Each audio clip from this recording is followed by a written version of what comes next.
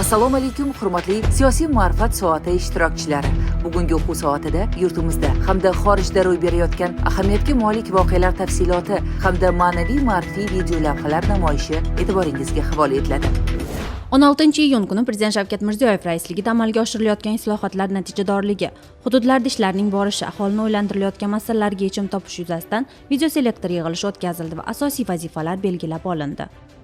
Shu kunning o'zi davlatimiz rahbari Toshkent shahrida rejalashtirilgan qurilish va jamoat transporti loyihalari taqdimoti bilan tanishdi.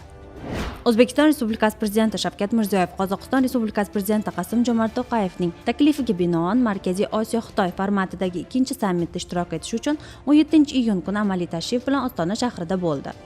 Ostona shahrida O'zbekiston Respublikasi Prezidenti Shavkat Mirziyoyev va Xitoy Xalq Respublikasi raisi Si Szinpinning muzokaralari bo'lib o'tdi. O'zbekiston Respublikasi Prezidenti Shavkat Mirziyoyev Ostona shahrida Markaziy Osiyo Xitoy ikkinchi sammitida ishtirok etdi.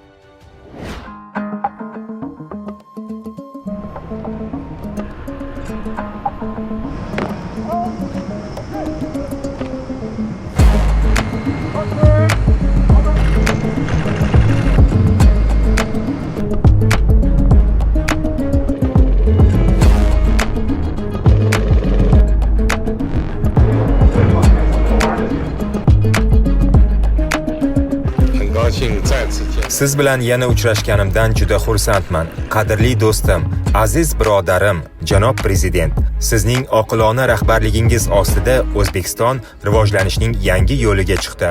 Qardosh qo'shni sifatida Xitoy bu yutuqlaringizdan chin dildan mamnun.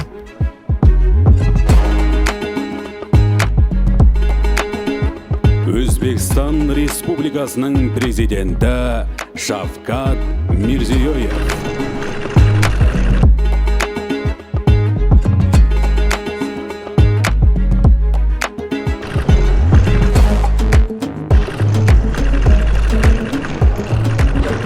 Прежде чем предоставить слово президенту Республики Узбекистан, уважаемому Шавкату Мирамоновичу Мирзиёеву, хотел бы от всей души поздравить его с историческим достижением в области спорта, выходом национальной сборной Узбекистана в финальную часть чемпионата мира по футболу 2026. Уважаемый Касым-Жомарт Кемелевич, огромная благодарность за теплый прием и организацию на высоком уровне второго саммита Центральная Азия-Китай. Китай и страны Центральной Азии связывают многовековые узы дружбы и партнерства, основанные на взаимном уважении, взаимном доверии и взаимной выручке, стремлении к сближению и развитию сотрудничества.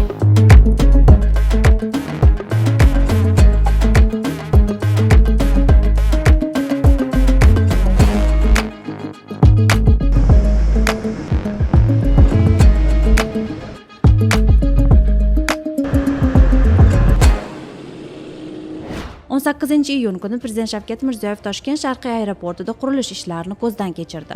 Prezident Shavkat Mirziyoyev Parkent tumaniga tashrif buyurib, Parkent-Soy turar joy massivining qurilishi bilan tanishdi. Shu yerda tumanni yanada rivojlantirish chora-tadbirlari bo'yicha taqdimot hamda parkentlik faollar bilan muloqot bo'lib o'tdi.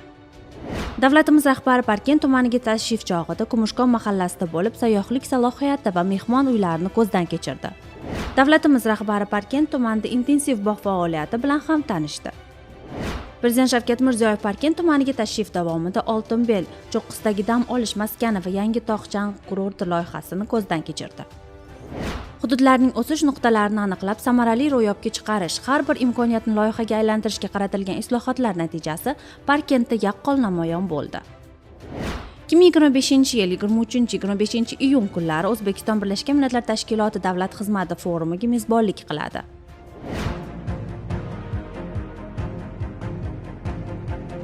Birlashgan Millatlar Tashkilotining Davlat xizmati forumiga yaqinlashmoqda. Bu gal Samarqandda forum global sahnada davlat boshqaruvidagi eng yirik tadbirlardan biriga aylanishi kutilmoqda. Maqsad esa bitta: barqaror rivojlanish va fuqaro manfaati uchun xizmat ko'rsatish. Forum raqamli transformatsiya, sun'iy intellektni davlat boshqaruvida qo'llash, inson kapitalini rivojlantirish va barqaror boshqaruvning eng dolzarb masalalariga bag'ishlangan 20 dan ortiq interaktiv sessiyalarni o'z ichiga oladi. Sun'iy intellekt davrida davlat xizmati transformatsiyasi mavzusidan tortib, so'nggi milliya muammolarini hal etish yo'llarigacha muhokama qilinadi. Sizni yangi g'oyalar, innovatsiyalar va global imkoniyatlar kutmoqda. Forumda 40 ga yaqin davlatlarning vazirlari va yuqori martabali vakillari ishtirok etishadi. Ular raqamlashtirish borasida tajriba almashish va xalqaro hamkorlik uchun beqiyos imkoniyat yaratadilar. Anjumandan innovatsiyalarni jadallashtirish mavzusi va elektron hukumatdagi yutuqlarni e'tirof etish marosimi ham o'rin olgan. BMT Davlat xizmati forumi. Bu shunchaki tadbir emas. Bu kelajakni birga qurish imkoniyatidir. Tez kunda Samarqandda ko'rishguncha.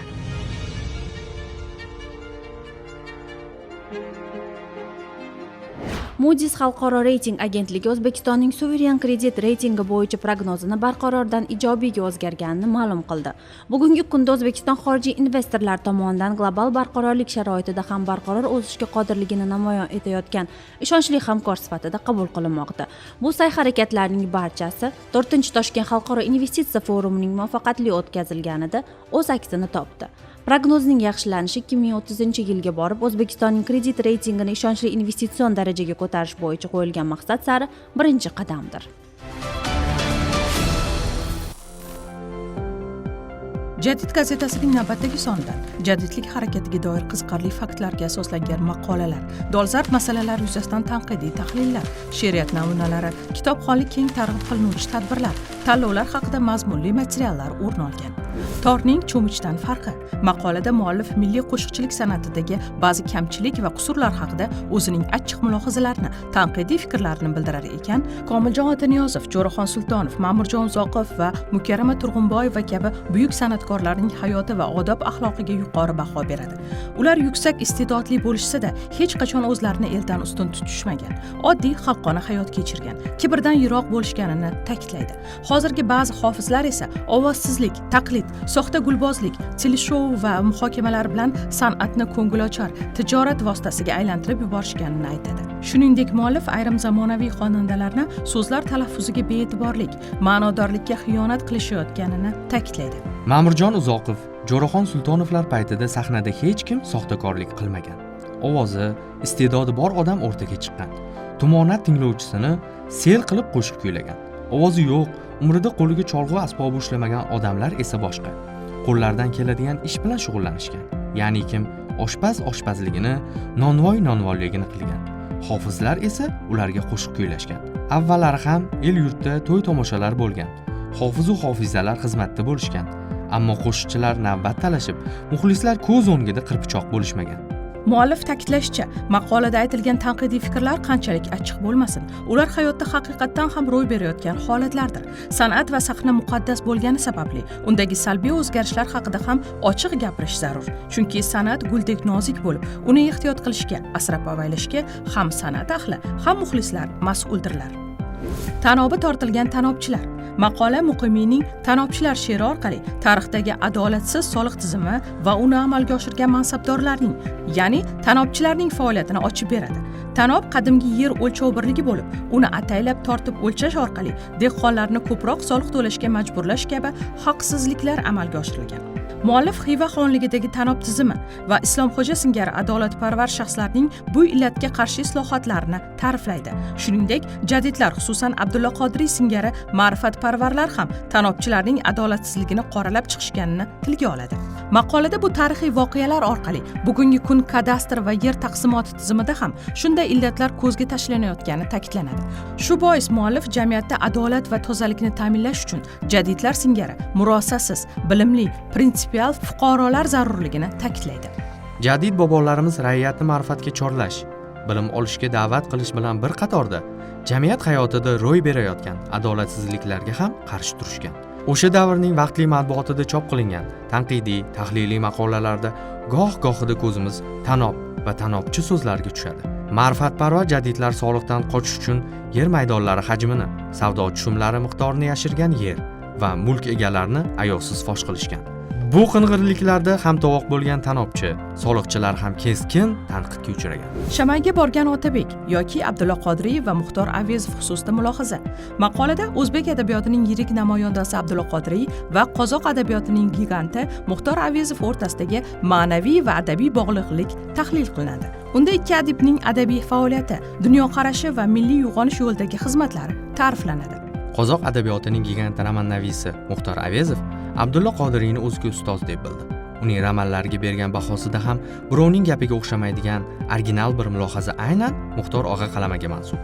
Abdulla Qodiriy Julqunboy yuksak romanlar yaratdi. Uning romannlari 20-yillarda go'yo tekis sahroda to'satdan Pomir tog'lari vujudga kelgandek paydo bo'ldi.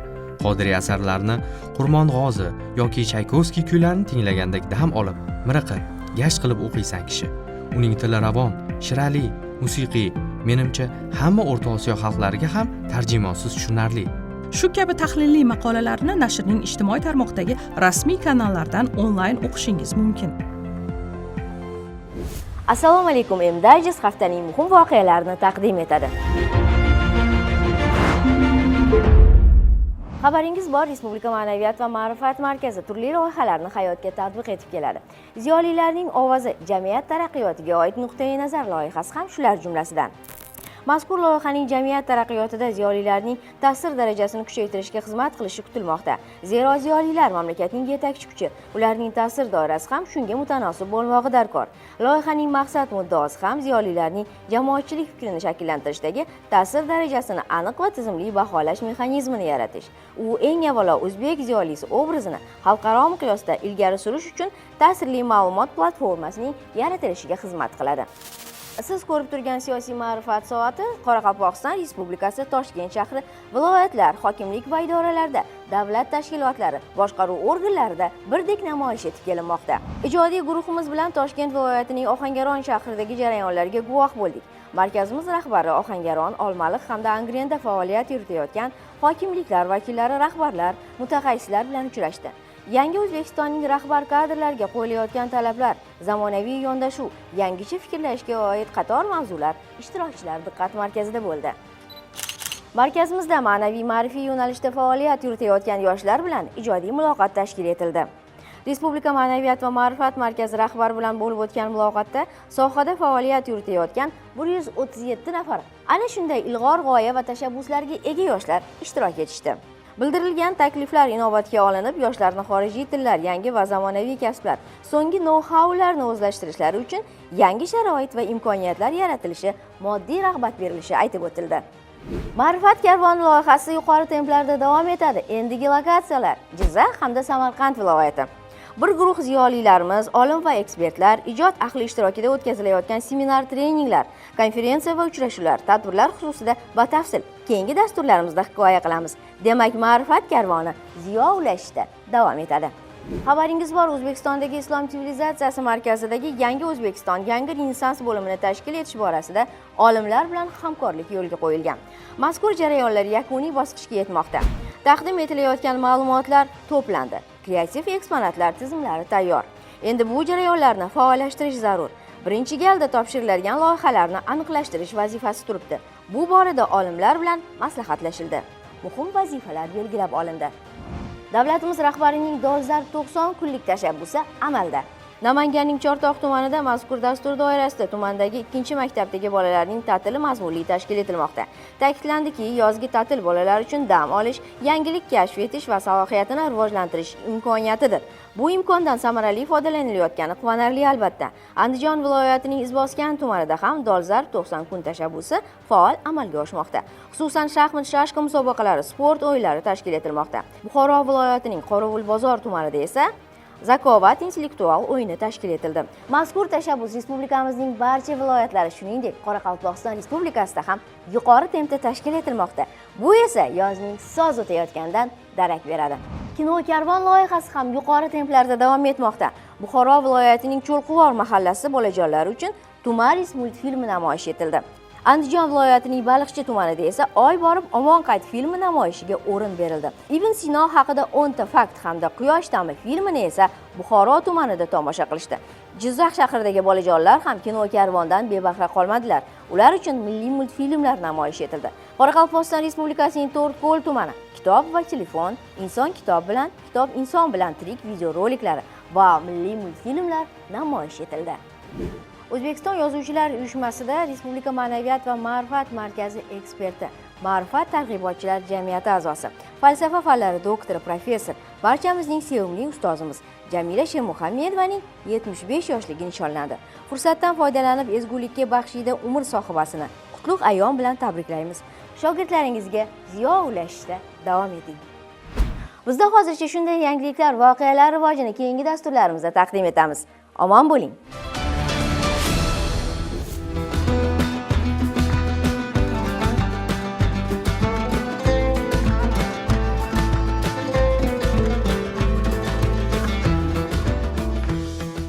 Misr noyob tarixi va bugungi kundagi zamonaviy rivoji bilan e'tiboringizni tortadi.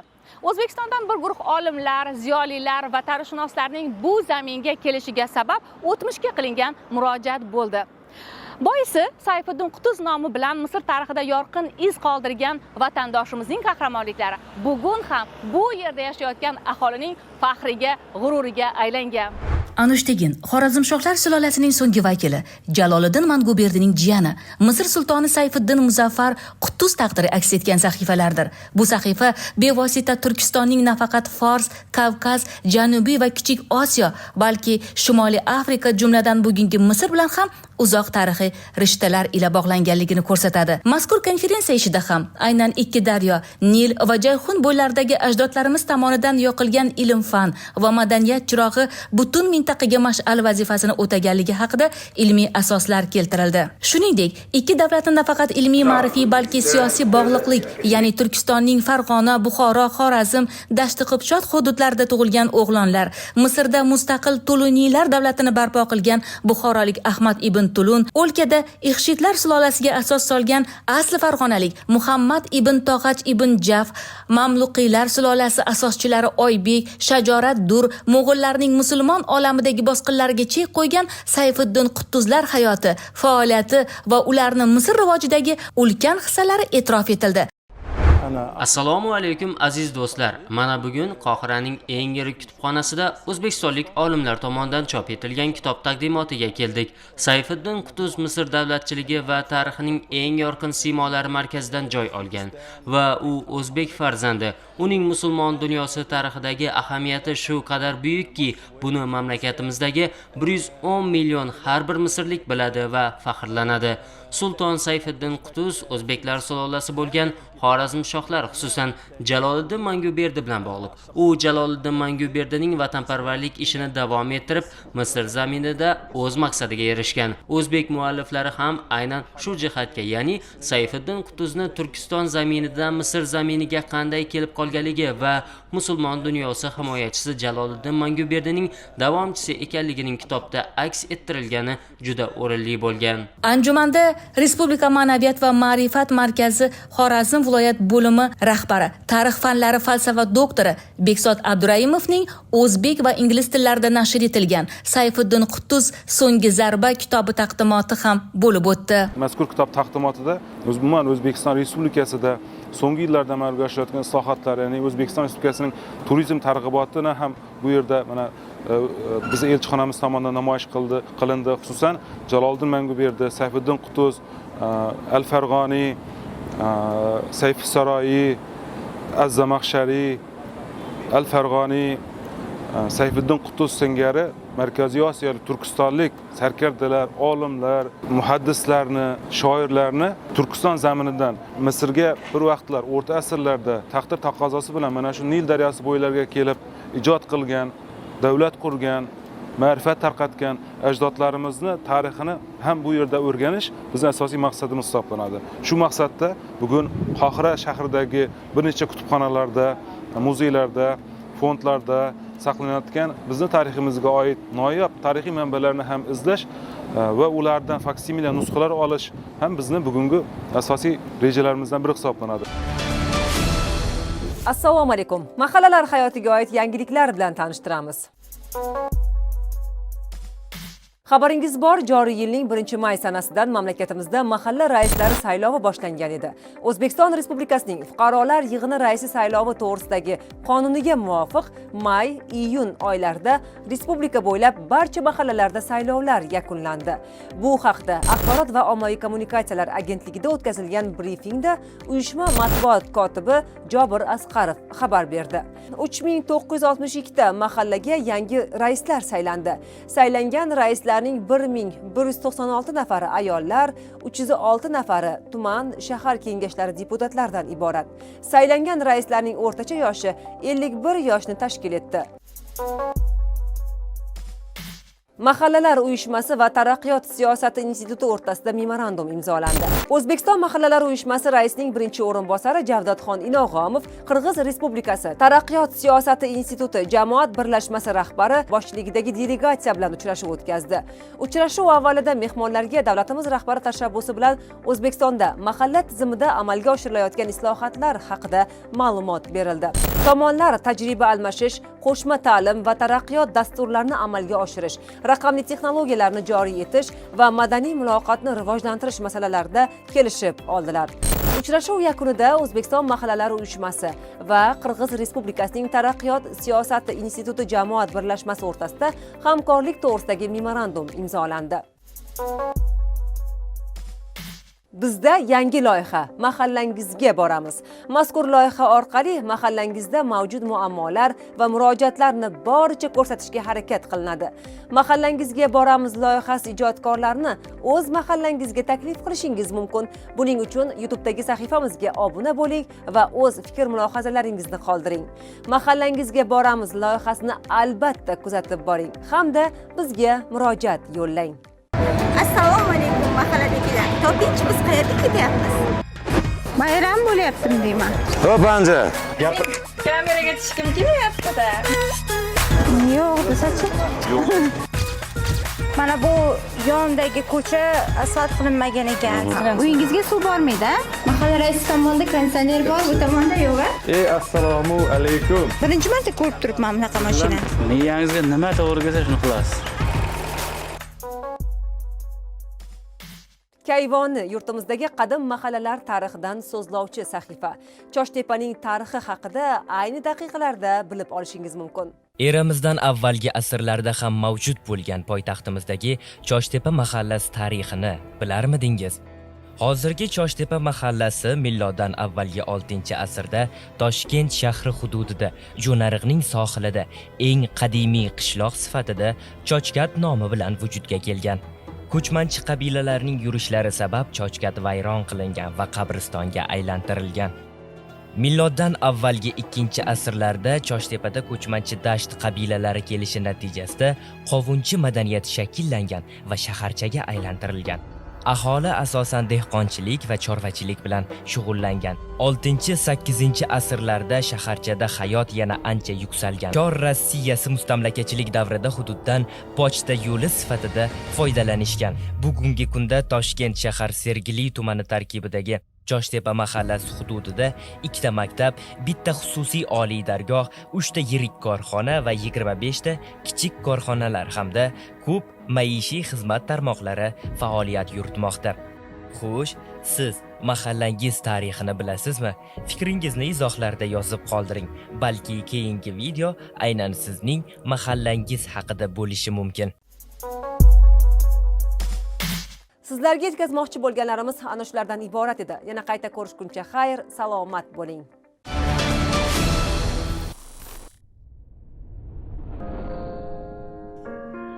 Sun'iy intellekt asri. The Age of AI and Our Human Nature. Henry Kissinger, Eric Schmidt, Daniel Huttenlocher. Sun'iy intellekt asri inson tafakkuri, qaror qabul qilish, siyosat, urush va sivilizatsiya tuzilmasiga sun'iy intellekt qanday ta'sir ko'rsatayotganini o'rganadigan chuqur va dolzarb asardir. Diplomat Kissinger, texnolog Schmidt va akademik Huttenlocher birgalikda yozgan bu kitob falsafiy mulohazalar va real hayotiy misollar uyg'unligini taqdim etadi. Sun'iy intellekt biz nima bilishimizni emas, qanday bilishimizni o'zgartiradi. Sun'iy intellekt natijaga erishishga intiladi, ammo insoniy qadriyatlarni tushunmaydi. Mualliflar sun'iy intellekt rivojida axloqiy va falsafiy mezonlarni saqlab qolish zarurligini ta'kidlaydi. Asarning kuchli jihatlari shundan iboratki, tarix, falsafa, texnologiya, diplomatiya fanlarining turli sohalarini birlashtirgan. Oson tushunarli tilda yozilgan. Texnologiya va siyosat yetakchilariga amaliy choralar ko'rishni taklif etgan. Sun'iy intellekt muammosi u nima qilayotgani emas, balki bizni qanday insonlarga aylantirayotgandir, deya ta'kidlaydi Henry Kissinger o'z asarida. Sun'iy intellekt bu shunchaki vosita emas, u inson bo'lish mazmunini o'zgartiradi, deya ta'kidlaydi Erik Schmidt.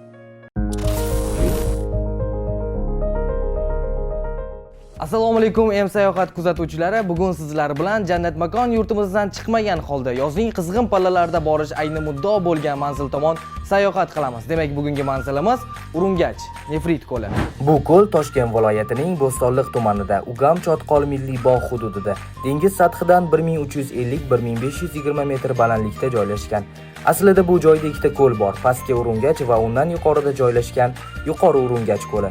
Ular nega nefrit deb ataladi bilasizmi? Sababi suvning rangi aynan nefrit toshiga o'xshagan turkuaz yashil va g'oyatda tiniq. Siz 10 metrgacha bo'lgan chuqurlikdagi toshlarni bemalol ko'ra olasiz. Urungach tog' to'kilishidan so'ng tabiiy ravishda to'g'on hosil bo'lishi orqali yuzaga kelgan.